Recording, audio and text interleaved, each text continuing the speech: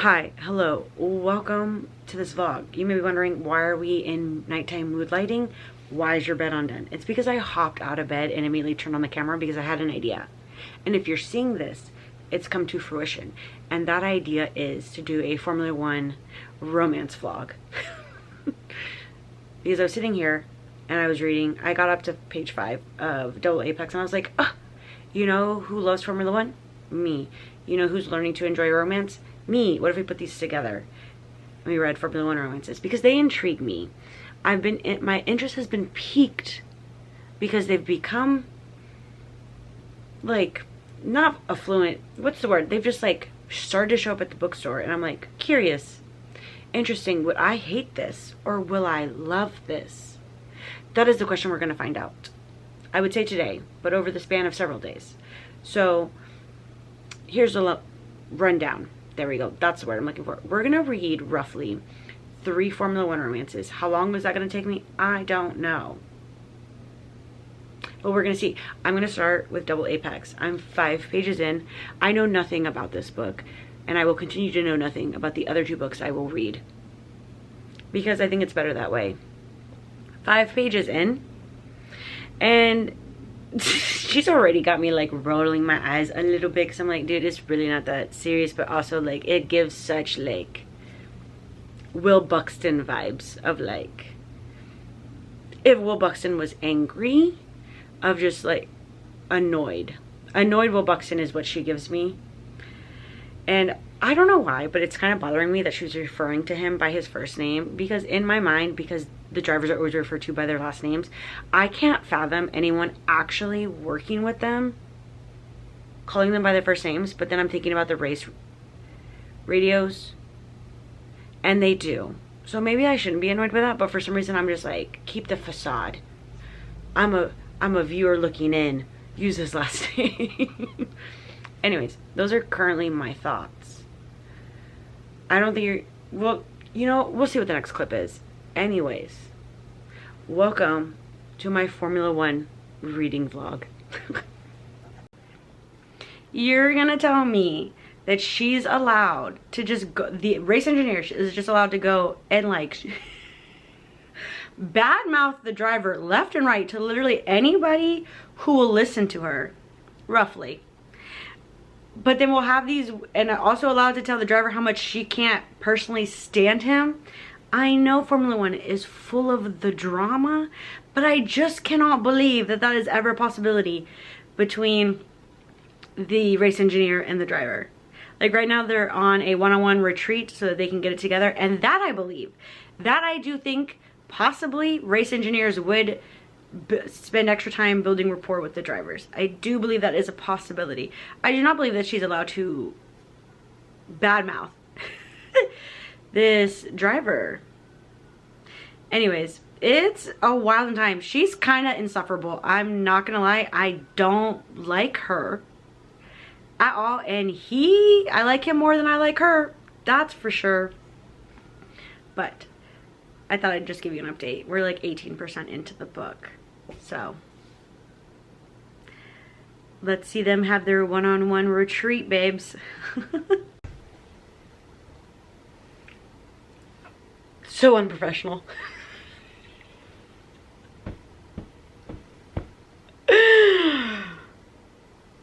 What? It's too much.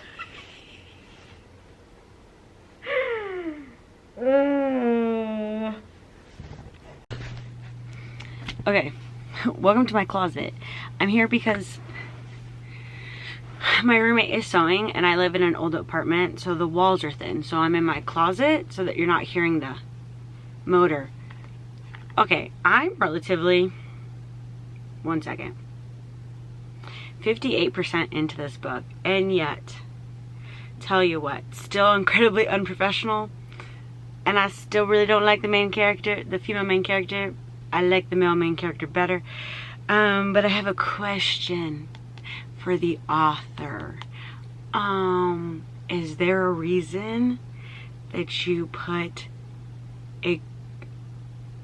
we're at Silverstone and there is a crash that has happened, and I would like to know, was it intentional that you made a crash like Joe's in 2022 where the car flips upside down, flips and jumps between the tire barrier and the fence?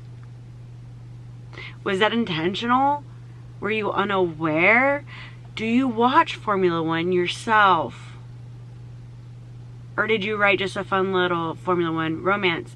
Because the minute I dropped my Kindle out of my hand reading that, you could have made that crash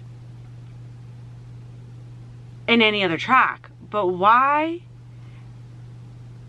Maybe it's from your own head.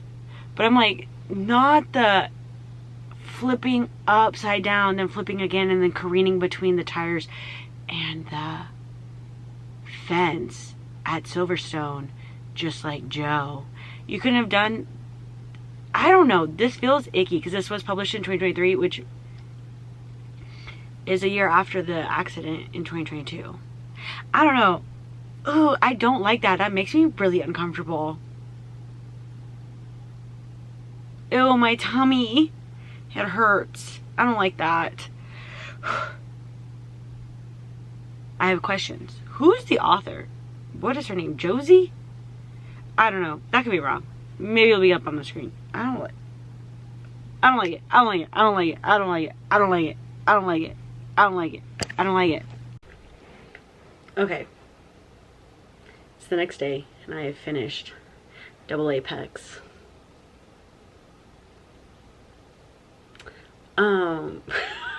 I would not recommend in any capacity, mainly for the simple fact that this book feels really racist and really misogynistic. The main character feels very pick-me, very 2008, very 2010. Not like other girls. Other girls don't understand me. I'm bad at girl friendships type vibe. And she was insufferable the entire time. And the driver is Romanian, and there's a whole plot point where their step uncle sells, I guess it's possibly like a step uncle, sells basically his sister off in the human trades. And I just felt like she could have picked any other thing poorly to happen. It just feels like something a white woman would have thought of happens to pretty girls in Romania. Like, you know what I mean? I don't know. I preferred the male character 170%. The spice, honestly, was decent. Now for what this vlog is really about, which is like, is this very Formula One like? Here's the thing.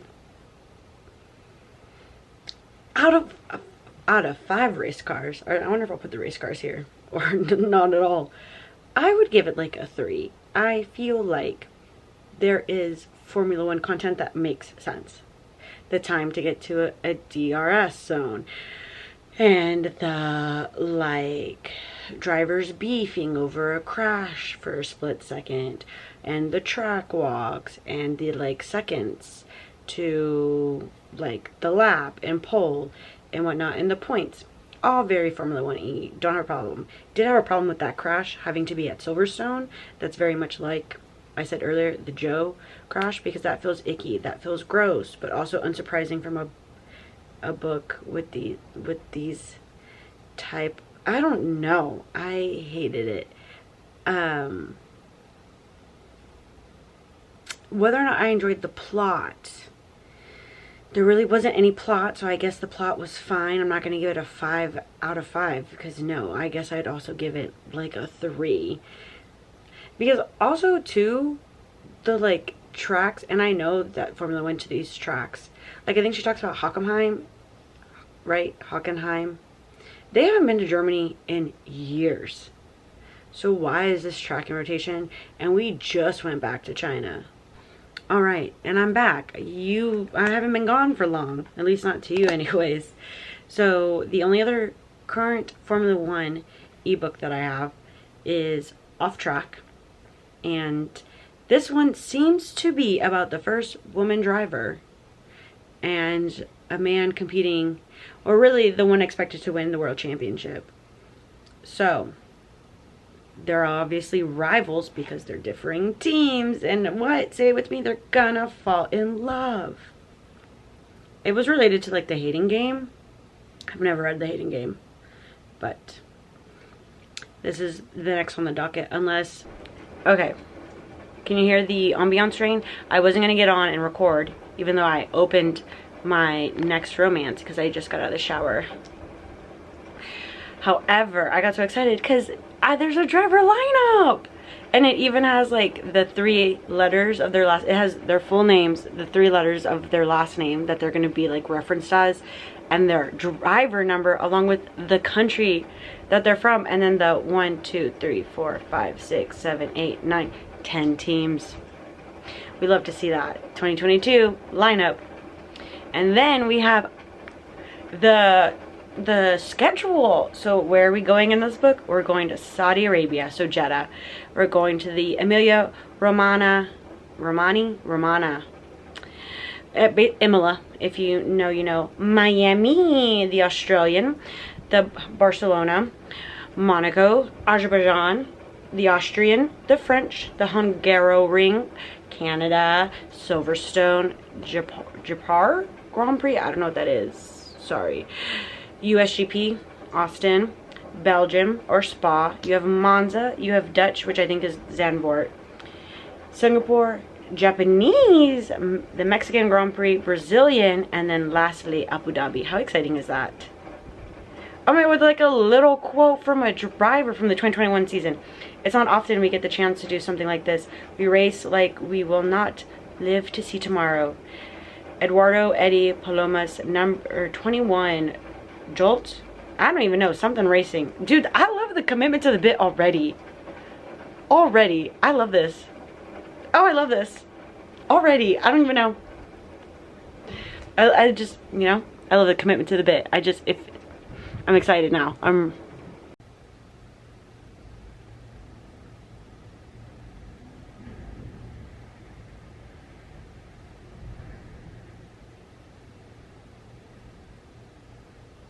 Another update.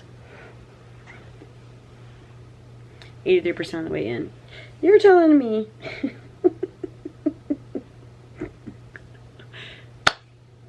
That they get together at like 76%, and by 83%, the third act breakup has already commenced.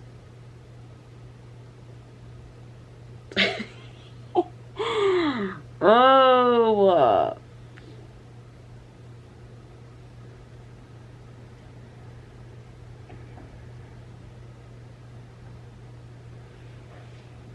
I kind of want a DNF. I'm so over it. Coming to you from the exact same spot as the last several clips. Your girl finished the book. I started skimming it because I was like, I just can't be bothered. Can't be bothered. I read the author's note. She's been a fangirly for about 3 years as well. And yeah, I can tell.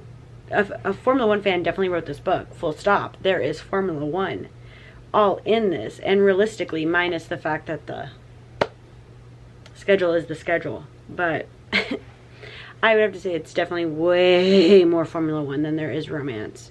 And I was looking for a little bit of both. Even keel as you will. Anyways, I guess if you really want to be like delved into the Formula One world with a subplot of romance, then Off Track is the one for you, for sure. Anyways, my battery is blinking. It's about to die. Guess it's time to see if my batteries that I ordered work. I ordered spare batteries off of the interwebs, and they were delivered, and I guess now's the time to see if they work, huh? Okay, another angle with poor lighting, but here we sit, folks. I'm on to book 3, pole position.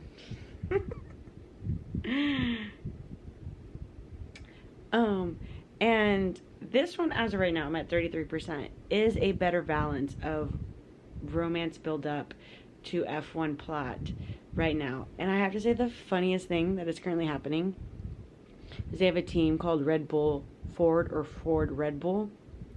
We obviously know who that is. But then it's so funny because one of our main characters is like 33, 34. And he's like, I'm like average age. I'm just like slightly over the age. Alonso's over 40. And Alonso is a real Formula 1 driver, if you didn't know.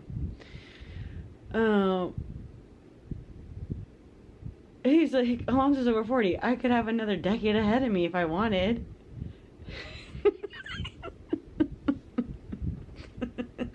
Anyways, I just had to share that as of right now,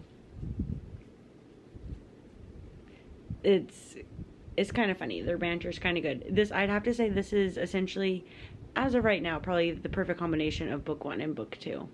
As of right now. But I'm only a third of the way in, so like, don't quote me with that. We'll see how I feel in the morning. Because I think I'm only going to probably read for the next chapter or so and then go to bed because it's kind of late. Not that you would know. You would think I took all of these at night, and I think perhaps I did. So, the Alonso line cracked me up, because in the first 2 books, they've alluded to, like, no one real. There's also someone in here called Yoris. So, there's that. Because the other 2 books made no semi-reference of even, like, any of the TikTok world. And in here they talk about Sky Sports, too. So, I'm enjoying it so far. Best out of both worlds currently. And then I just got another text saying that a Crossing the Line Formula 1 romance is ready for me at the library. So, maybe this will turn into a 4-book vlog, because I'm really making moves with these books. But anyways, hope everyone has a good night. Okay, I'm on my way out to go see a baby. But I'm literally 90% of the way in. Oh my gosh, it's still, out of the 3 right now, the best one. This is really, right now, at 90%, the best parts Formula 1 and best parts romance. I also really enjoy the Home Skillet Biscuits, who are our leads, for sure. So there's that. I may have time to finish it today, or maybe I'll finish it when I'm watching the baby, which you'll get none of the clips of, but you'll find out, who knows, and then I'll decide if I want to take this from 3 to 4 or 5 thoughts, because I feel like everyone does 5, but also I have to commit to 5, because 4, if you know what I mean, 3 is an even number, 4 is an odd number, and 5 is even. 3 and 5 feel whole and complete. 4 feels incomplete. So it must be 3 or it must be 5. Let me know if you agree. And if you don't, and you're going to tell me 3 and 5 are odd numbers, I'm not talking about that when I say that they're even or odd. If you know, you know. If you don't, then I don't know how to explain it to you.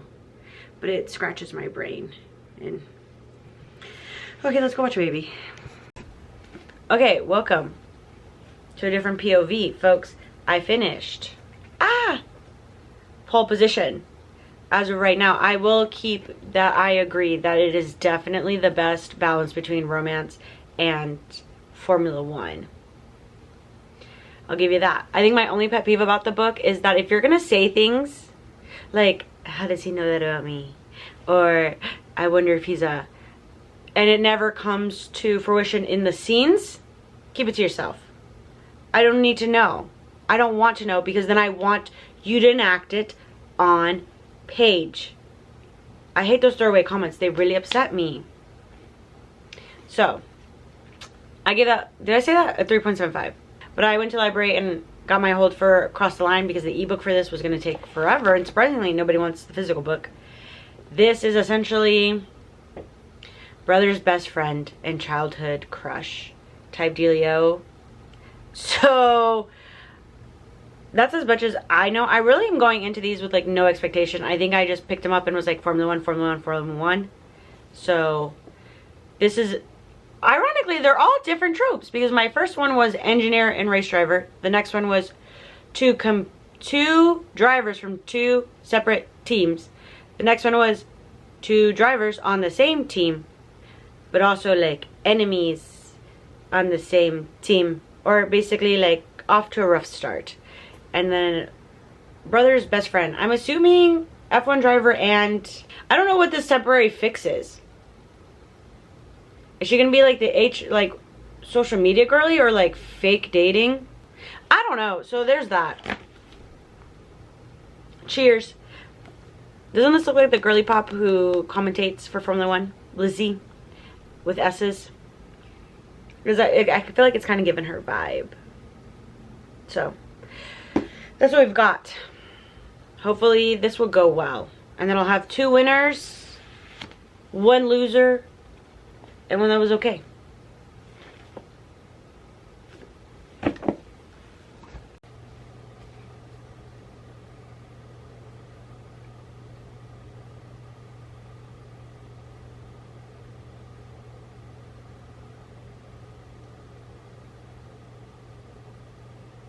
Okay, update. I'm 200 pages in. Peep my Alex Albon.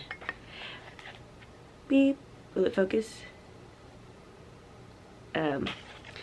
Bookmark. Anyways, it's kind of feeling like it's a drag, if I'm honest. However, so far the best lines 200 pages in are, there's nothing more American than Mexican food on the 4th of July. If you know, you know. Truly nothing more American than Mexican food. And then there's a whole situation happening with like sabotage, and she's like, oh, we'll be like, I came back, I'm better, or whatever, or something like that. And he literally looks at her and goes, no, like I never left. And my poor little Daniel Ricciardo heart hurts. How dare you put that in there? Ah. And she could have taken it from Daniel Ricciardo, because this was printed in July 2024. It's, no, like I never left. Bruh, get out of here. You're hurting my feelings.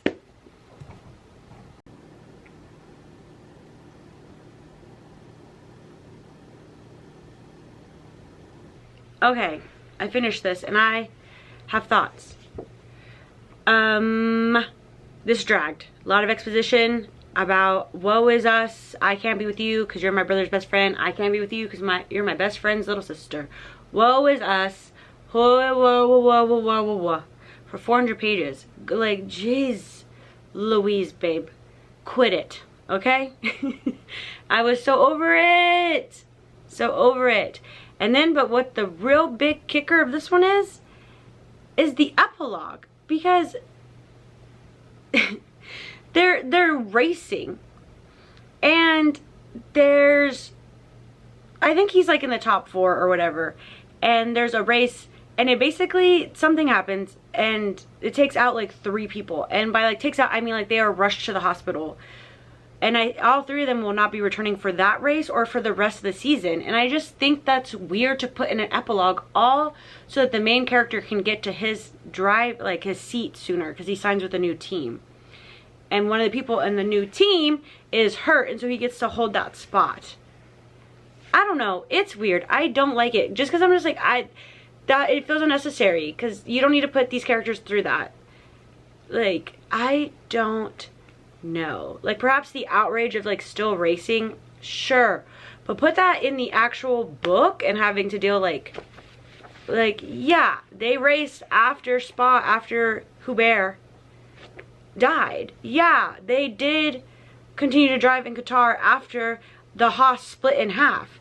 They did continue to race after Joe flipped the car all the way in between the tires and the race. So yeah, we could have a conversation about that in the actual plot of the book, instead of in just like a weird epilogue to get him to his seat faster.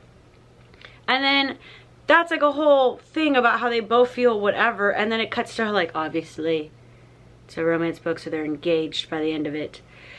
But it's just like, what was the point of that? Like, What?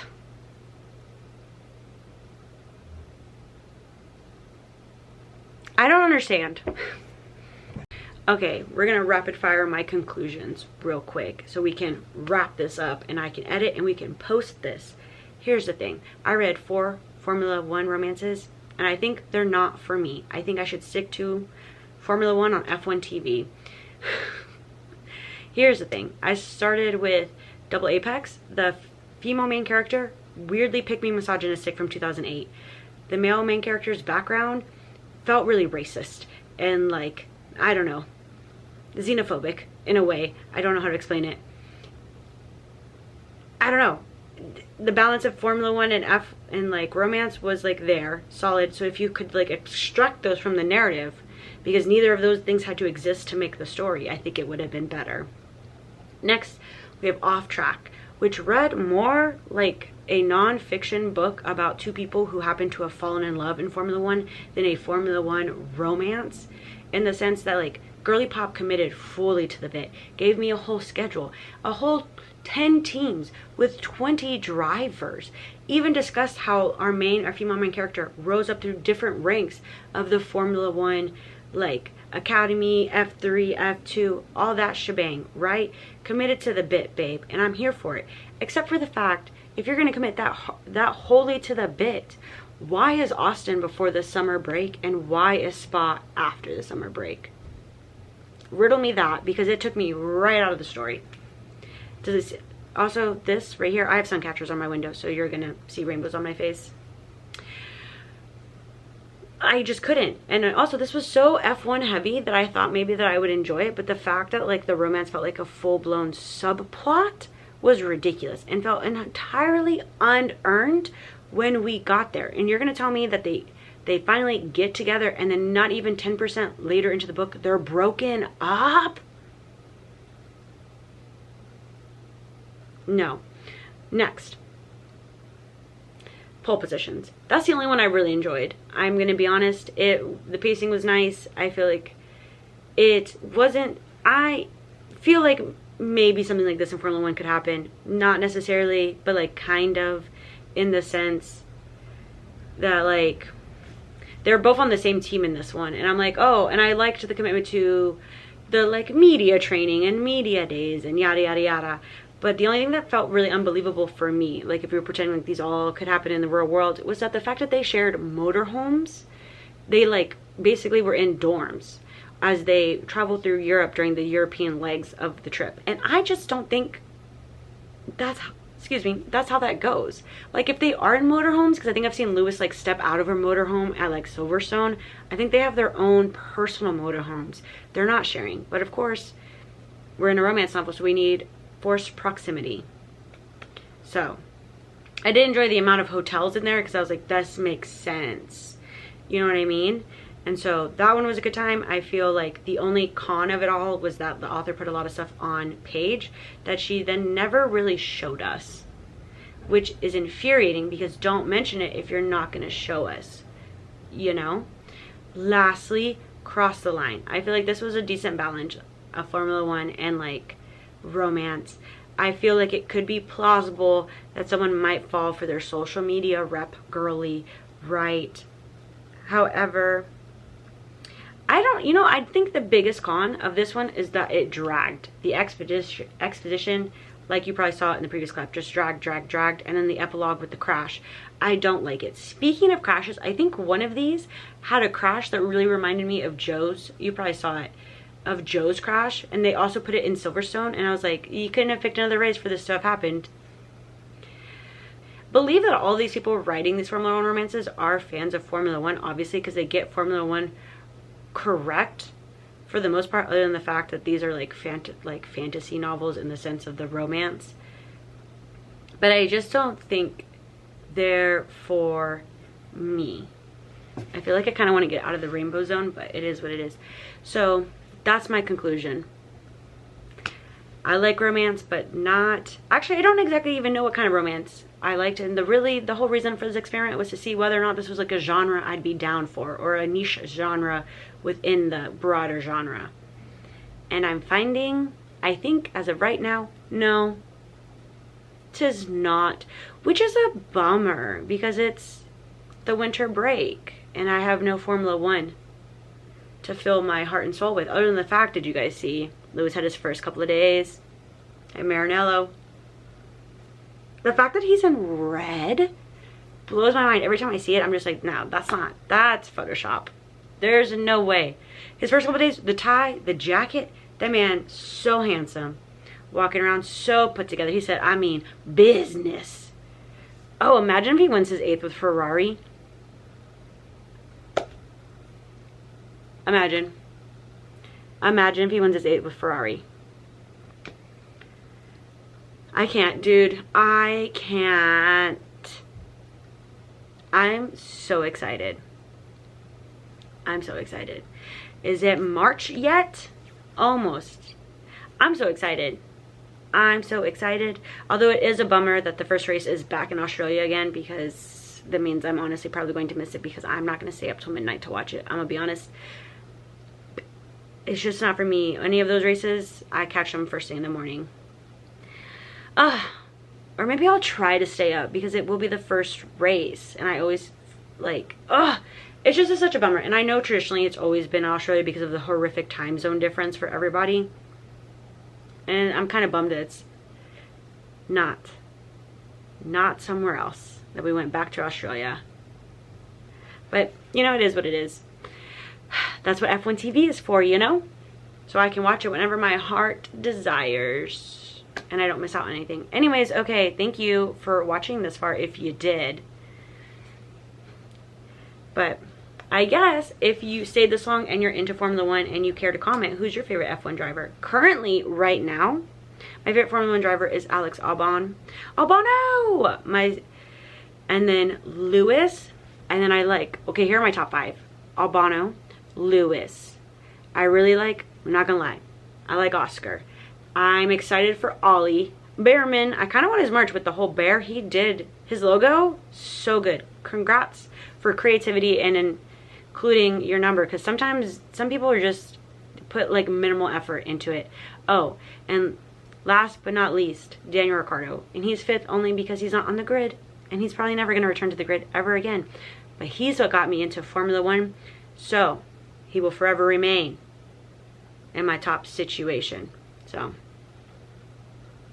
that's all. Let me know what your favorite one was, or was back in the day, is right now. Anyways, I have to go. I don't know why I'm yapping away. Okay, bye.